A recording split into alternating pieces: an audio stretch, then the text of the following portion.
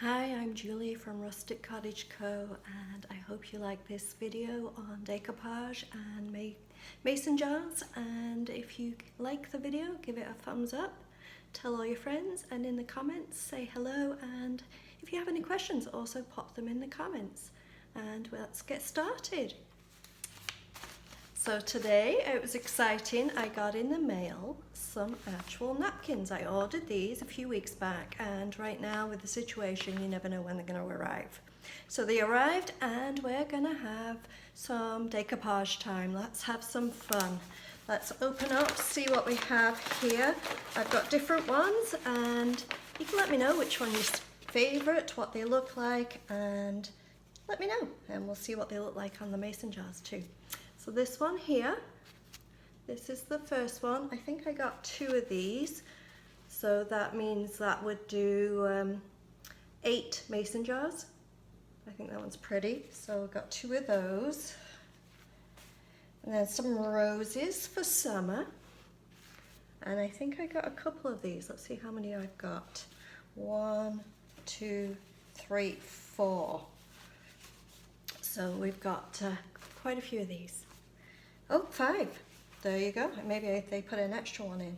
Now this one, you're going to say I'm crazy, but while I order stuff, because of shipping, especially here in Canada, I just order a load all at once so that the shipping is just for that one package rather than a few times throughout a few seasons, because then you extra shipping, extra everything. So here are some Christmas ones. And I will get these done straight away, and then that'll be ready for the season of Christmas coming up, which usually is November for us crafters, because that's when we sell the most. So I do these at the same time.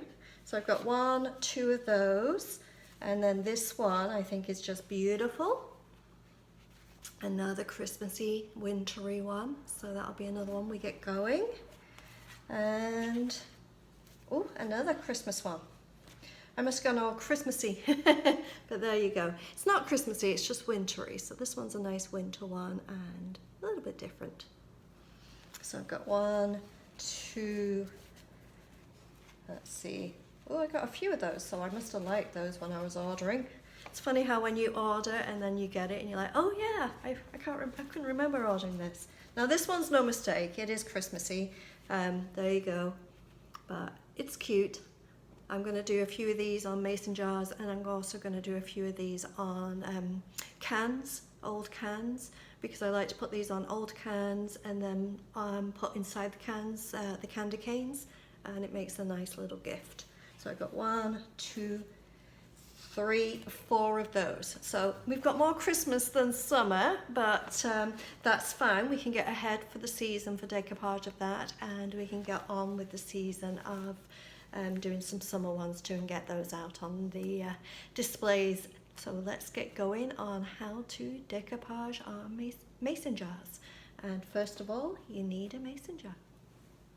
Alright, so we have the mason jar ready. I've already started painting on this one, but first make sure, especially if you pick up mason jars from thrift stores or family members donated them, give them a good clean.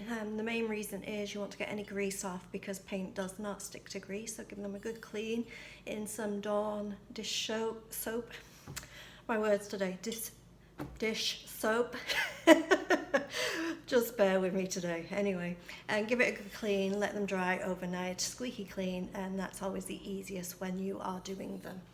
I like to use an off-white when I'm doing my mason jars. The reason being that it's not so stark white.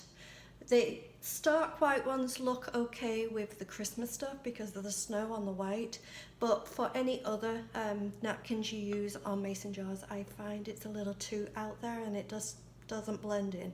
So an off-white, this one is a sheepskin, it's called, the colour. It's kind of a cream colour rather than a white. So I'm just going to finish these up here. You just need the one coat. You don't need it to be completely covered. If you want it to be perfect, then yes, completely cover it. But you just give it the one coat all over. And then before you decoupage, have a look at it of anywhere that you want to wet distress back, because once you use the Mod Podge on top of the actual paint, you will find that it's harder to distress back. So if you're wanting some of the, especially around the rim, to wet distress any back, do it right now, get it ready, wet distress back. And then let's get ready for some decoupage. Okay, I've brought you down lower here, so we're going to work on this napkin first, and what I like to do is prepare all the napkins that I'm going to be decoupaging with first and have them all ready to go. So you're going to have, sometimes you know, but you don't always know how many ply meaning how many layers are in the napkin. Now I find the easiest way is to either get some water on your fingers, or even just a little lick on your fingers, and then just finger and thumb to the corner and then separate. Now, there you go. I've got two layers on this one, but it's very delicate, so I'm going to take the first layer off first because it's quite wet on that corner. So let's get the first layer off first. Now, do not throw out your backings, your layers, and I'll show you why on this. I find these are perfect for using your ink and your stamps to stamp up and ink up your own pictures and words, and you can put your own stuff onto the mason jars. And I do that quite often. So I'm just going to get on a different corner because that corner is a little damp, and just get to this corner and just try and bring this apart. There we go. So yep, got it. A little delicate, but we're going to pull it apart from there. Got it. And then just pull apart.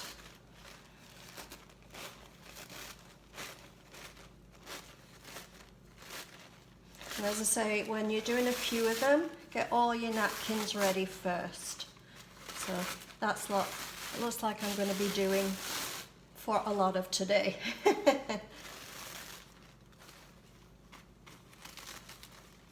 Make sure you get all the backing off. I think I got a little bit in the middle here. I got to just pull off. There you go. Now you can usually tell when you've got to the actual picture because there's no white film on the back. It's just picture on the back. All right. Now you can get two mason jars out of one napkin, but you will need to, where the picture is, you need to cut along here, but we're not using scissors. I'm going to show you what we use here. I use a small little brush, I dab it in some water, and then I just run it along the crease where I want to rip.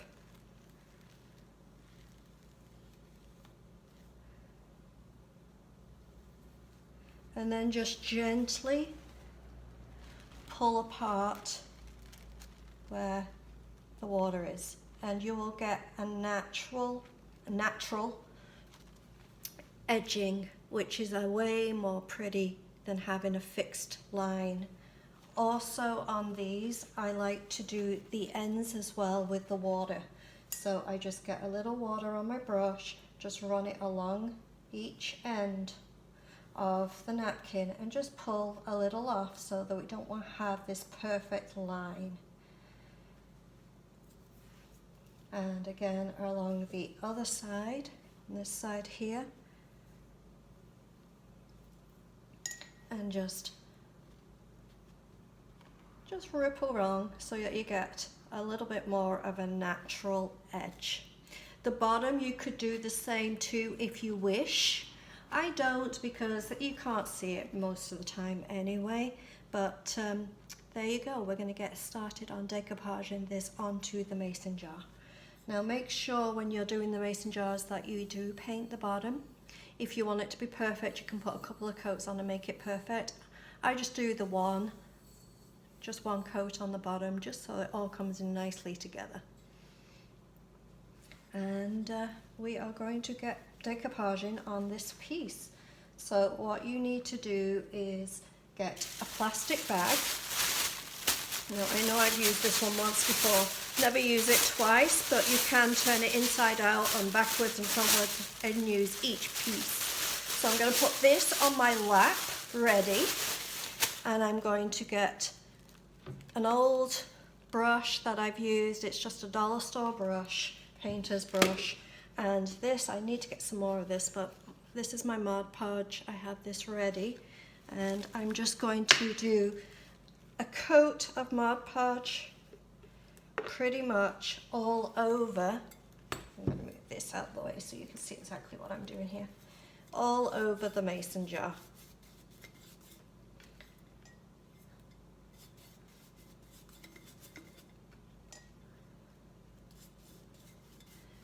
As I say, I need to get some more of this. It's getting a little sticky. You can add some water to it just to make it a little bit more runny, but don't add too much because more water just rips on the paper.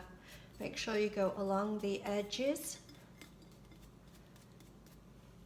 and then get your napkin that you're going to be using ready. Lie it down nicely on your table and figure out where you want the crease of the napkin to be and where you want the join of the napkin to be on your mason jar, because the one side is where you want the front to be. So pick on your mason jar where you want the front of the mason jar to be, and then you just adjust it. So you're putting it down in the middle and wrap around the napkin lightly. Just wrap it around very lightly, and then come along with your actual bag, and this is where you're going to be pressing down and just wrapping your fingers around the whole thing, pressing down the glue and the napkin. The reason you're doing it with the bag is the bag, being that it's plastic, doesn't stick to the actual glue, where your fingers would stick to it and pull the napkin back off. So I use these bags because, you know, I've got plenty of them. They're free. Unfortunately, right now with the situation, they are giving these out again because they don't want us to use reusable bags right now. So I do have a surplus of these, but I think in this area they're going to paper bags, so hopefully soon. Anyway, just push down. Get it all in all the creases around the top, along the bottom, push down, and then open it back up as gently as you can, so you're not ripping anything too harshly.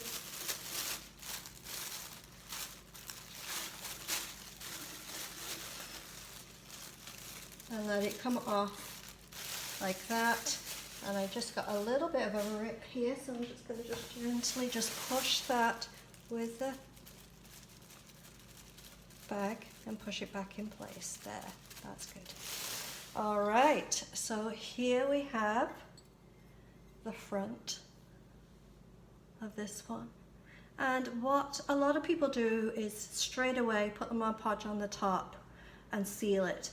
I do not. I leave it now, leave it alone, and leave it to dry. When it is fully dry overnight, that's when I go into all of the finished mason jars and put another coat of the Mod Podge on the top. The reason I do this, it seems to get less breakage. If you go in right now, especially with my glue being quite thick, if I put it on right now, I could rip it. Where if I leave it, let it dry, it hardens a little bit with the glue, and then when I go back in and do the top coat, then I don't rip it very often at all, you know, so it's just easier to do. So there you go, this one is now ready. Just let it dry and we will do the next one. Let's see which one we've got going on next. So the next one, pushing it down and reveal the next one. So we've got the Santa, we've got the owl, and this one is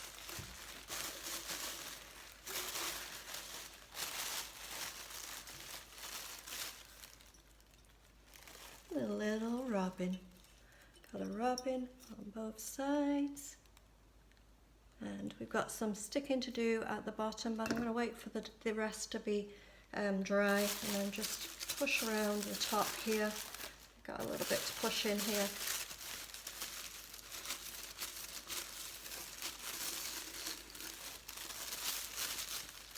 And then we can always rip off this end bit too. Once it's all dry, you can just pull off what you don't need. But there you go, we've got the robin.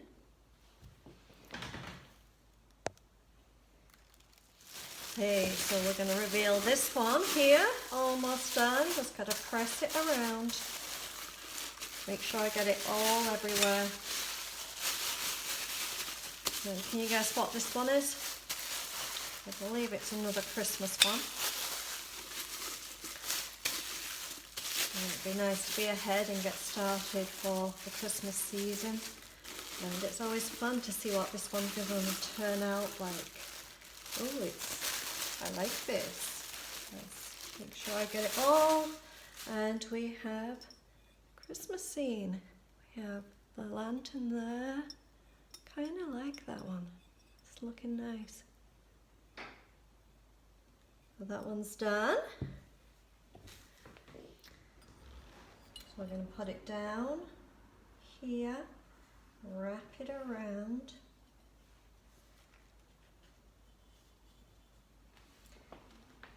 Put the plastic over.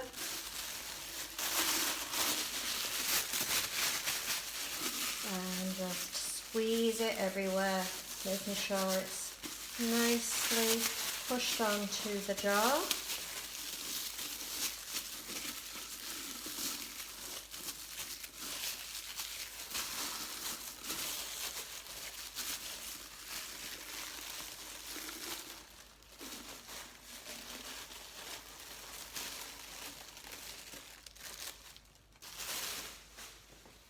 And here we have a summery one. There's some flowers. I think I'm going to put something tied around this one, bow or something nice, pretty.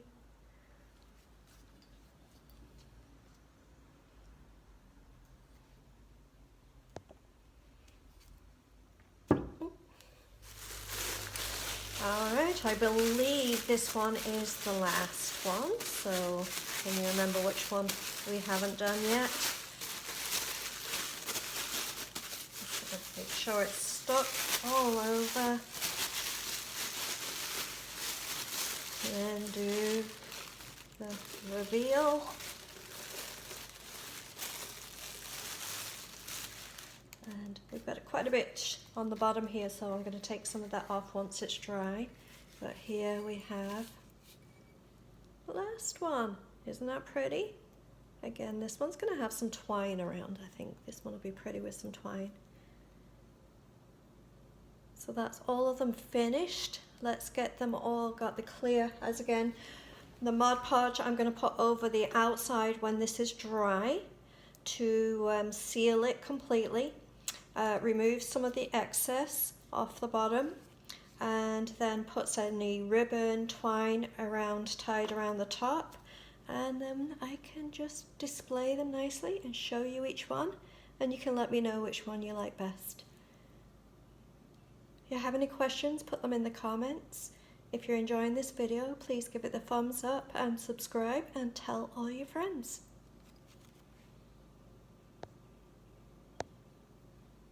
Alright, so this is now dry. So we're just going to put the top coat layer on. And again, we're just going to use the Mod Podge like we were using before. I would do it a little thinner than what I have here. It is a little thick, so be careful if you have it thick. You don't want to rip the paper. But try, maybe if you've got only a little left, you can always add some water to it. But just go around the whole thing without ripping it.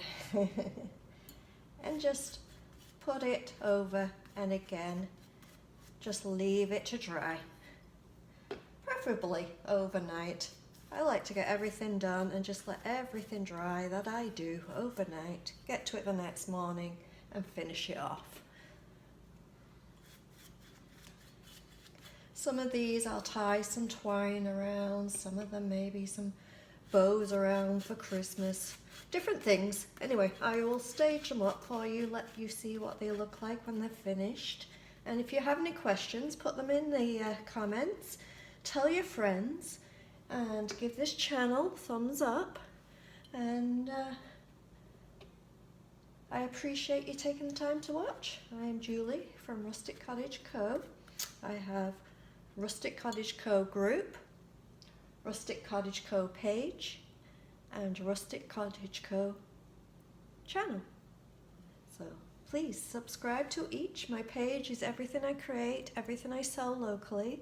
My group is how I make things and everybody asks questions. We get together, we chat, I do lives. And my channel is my videos of how to. So hope you enjoy them all and get some inspiration from each one. My channel, my group, and my page, Rustic Cottage Co. Thanks for watching.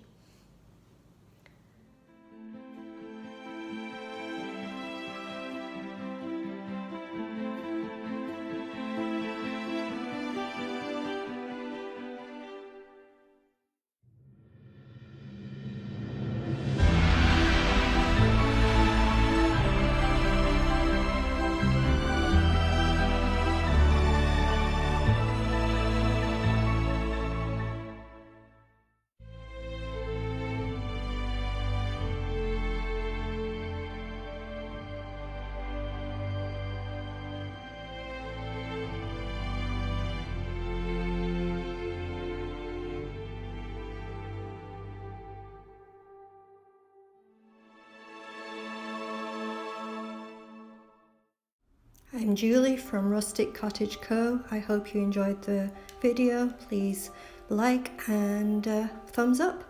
Thank you.